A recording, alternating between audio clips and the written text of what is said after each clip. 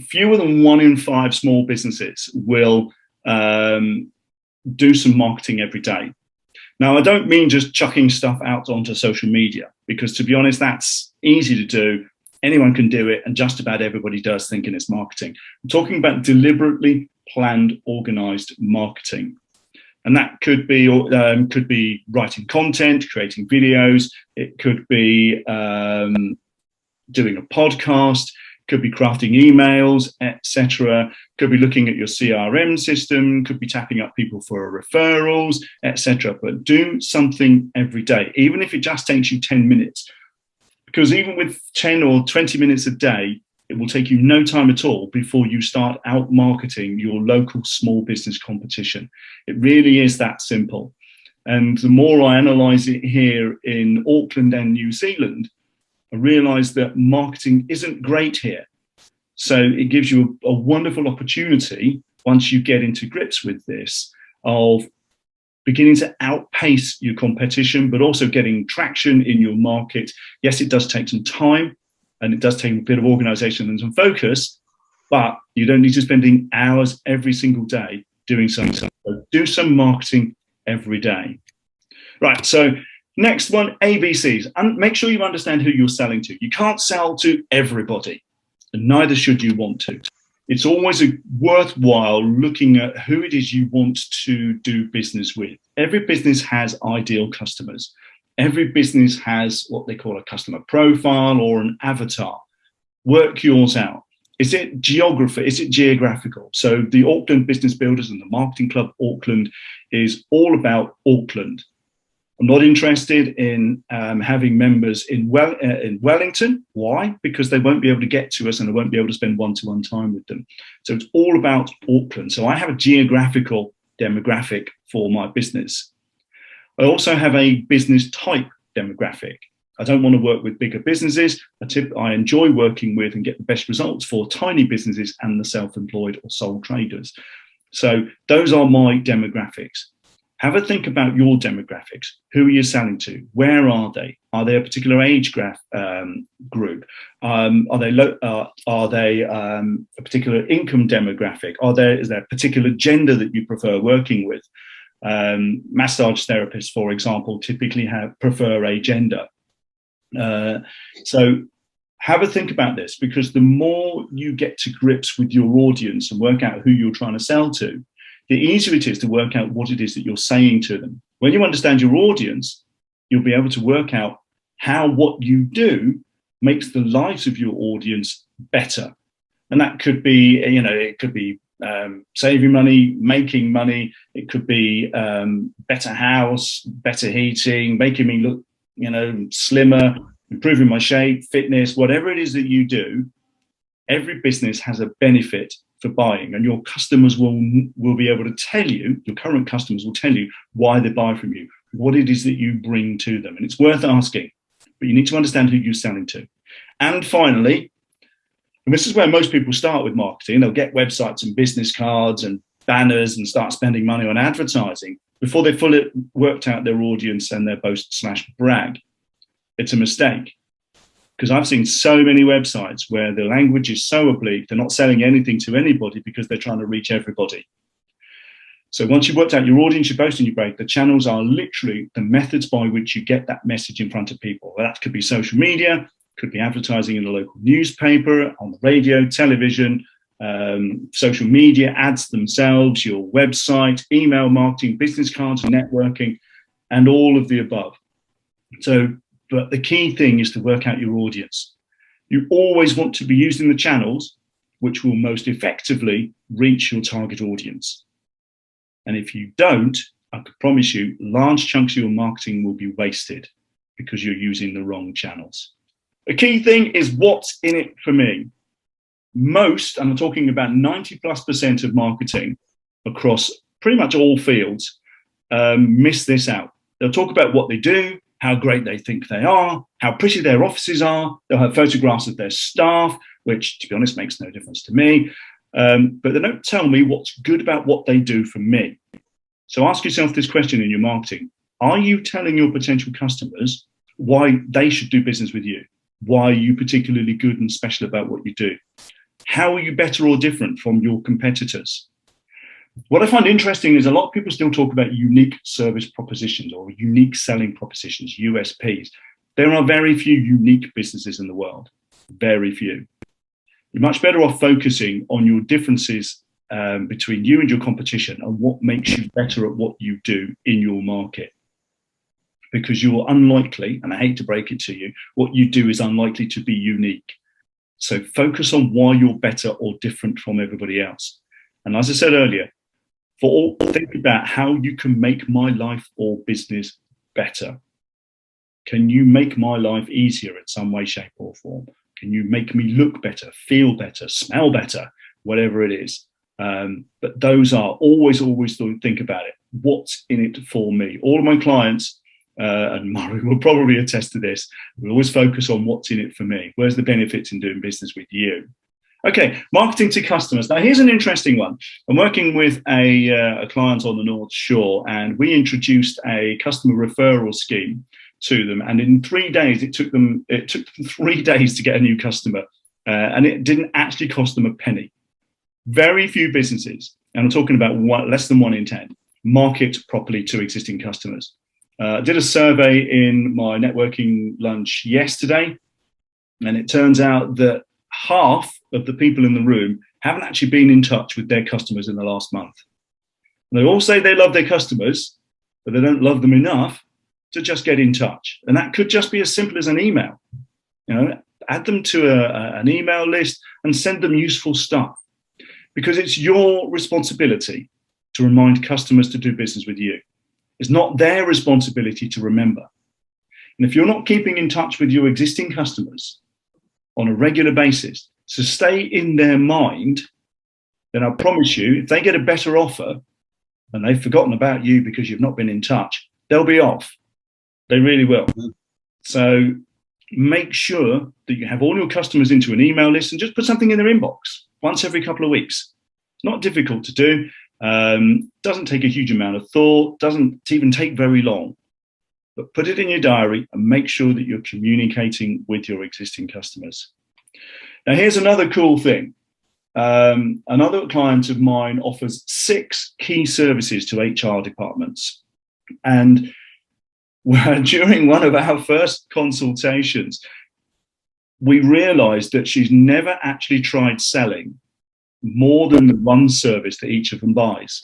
Yet many of them could buy more than one service if they knew about it. So make sure that all of your clients know about all of what you can do for them.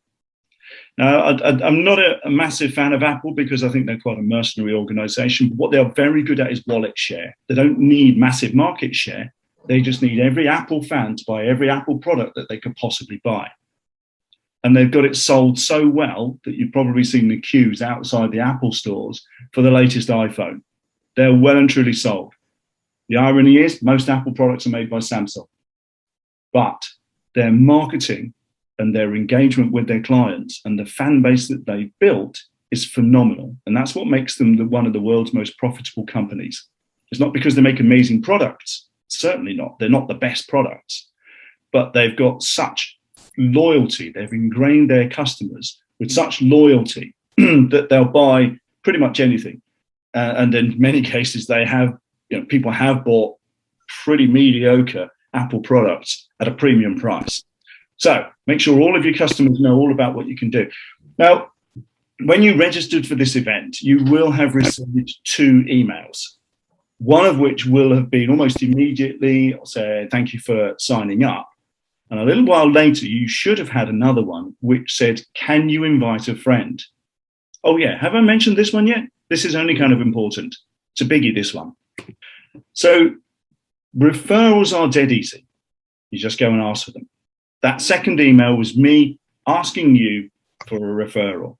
Can you send a friend? Can you invite somebody who you think might be interested in what it is we're doing here? And really, it's that simple. This send a friend scheme with my clients in Albany, they were gobsmacked at how quickly it worked. And it's really, really, the simpler you can make it, the better off you'll be. But if you want to get referrals, just ask for them. And if you don't want to ask in person, drop someone a line, send them an email, but make a habit of doing it. If you think about it, if all of your customers just introduce one new customer to you every year, you double your business year on year. It would be compound growth. It would be amazing. And you're not asking somebody every single day for a referral, but one new customer per customer every year doubles your business. The numbers add up, and believe it or not, it's simpler than you think. So how to get a referral? Just go and ask for it. Now, one of the things you can do is offer an incentive. This client in Albany, they're a membership group. They offer a month free for every new customer who's introduced, which is quite a steep offer. But the beauty of it is it works. It's already worked. Within 3 days, they got a new customer, and all they're doing is giving a little bit of money off. Can you think of a way of doing this?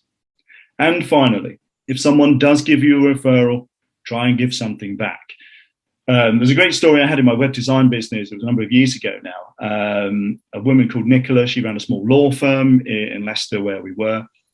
And she sent one of her best friends, Deb, who had started up an interior design business. So I phoned up Nicola to say thanks for sending Deb, because we ended up building a website for Deb. And I said, what I'd like to do is to buy you and everybody else in the office, there was 5 of them at the time, pizza for lunch. I'm going to phone back in 5 minutes. Tell me what you want. So a little while later, I phoned back and said, right, what am I ordering? And she said, well, you do realize half of us are on diets. And I said, well, I can order salad if you want. And she very quickly said, no, pizza's good. The interesting thing is, within the next 6 months, I'd had a handful of 2 more referrals. I think it was 2 more referrals from Nicola and 1 referral from one of her staff, because I bought them pizza.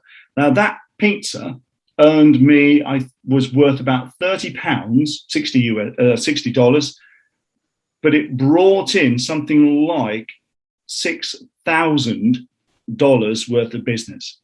It was a hell of a good investment. And every time I got a referral, I bought them something else. I bought them lunch again, and it just worked. You don't have to spend a ton of money, but it's the thought.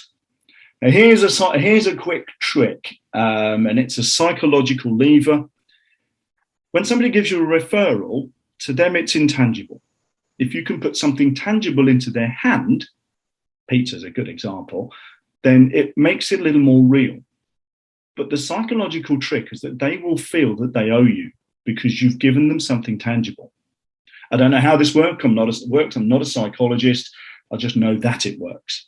So try and give something back. And this is something I'm working on in my business. So almost everybody could ask for referrals. Almost everybody knows somebody who could probably use what it is that you do. So make sure you're asking on a very regular basis. So email marketing. What's cool about email marketing, and you'll have to forgive the presentation just here, is that it's dirt cheap, but offers a massive return on investment rate. Sometimes as much as 3,500% or even more. I've known people get tens of thousands of percent return on investment from email marketing. If you use something like MailChimp, you can start for free if you've got a small list. But there are no excuses with this one. It's the easiest way to reach customers and potential customers, and everybody uses email. Not everybody's on Instagram, not everybody's on Facebook or LinkedIn, etc. Not everybody goes to networking events, but email marketing is brilliant. I use it. If you've been on my email list for a little while, you'll know that you typically get an email once a week. It's always news you can use, useful stuff to help you and your business. And every now and then I put out a marketing message for something that's going on. Now, the key thing is that you can do this. Let me give you an example. When I started my training business in 2003, I went to as many networking groups as I could possibly reach within an hour's drive of where I lived. I don't know how many breakfasts I ate, goodness knows how many eggs and bacon slices. I went to lunches, went to evening, literally everything. I drove miles. But it didn't take me long to develop a database of well over 1,000 business cards. And I marketed to that database. And it just worked. It really just worked. Now, I use a very similar approach now. Go to networking events, I'll gather business cards, and if I've actually said hello to somebody or they were in the room, then I'll send them an email and add them to the list. Business to business, you can legitimately do this. Business to consumer, you need to ask for permission to send them marketing stuff. even if they're already an existing customer. But having said that, if they've been on your database and had an email from you pre-Privacy Act, you're okay to email them as long as they've had at least one email from you. However, now it's a bit of a different story, so check that out. But email marketing works. Return on investment is huge. It's dead easy to do. You do need 3 lists. If you look at the bottom there, you need existing customers. You definitely need to be marketing to existing customers, as I've said. Potential customers, those who are on your database but haven't yet bought from you, and past customers.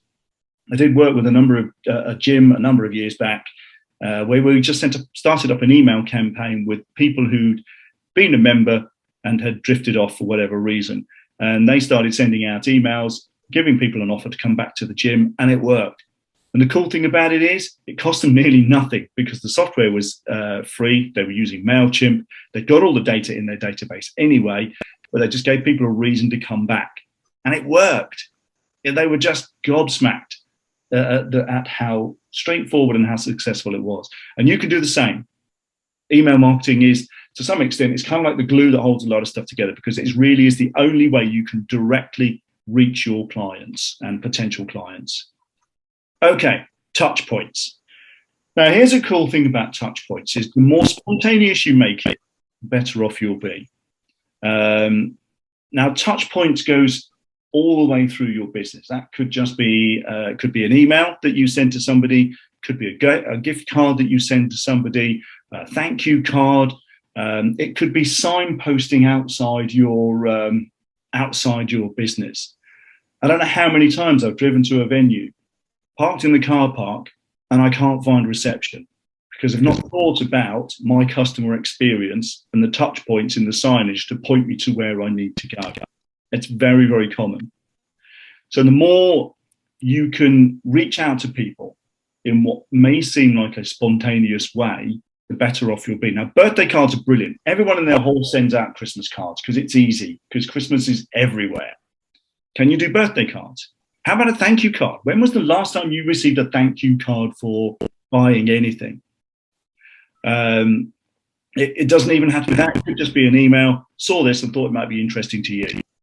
Or a personal call, just wanted to catch up, see how things are going. So although it can be planned, the intent is to make it seem spontaneous, because then people feel included and special.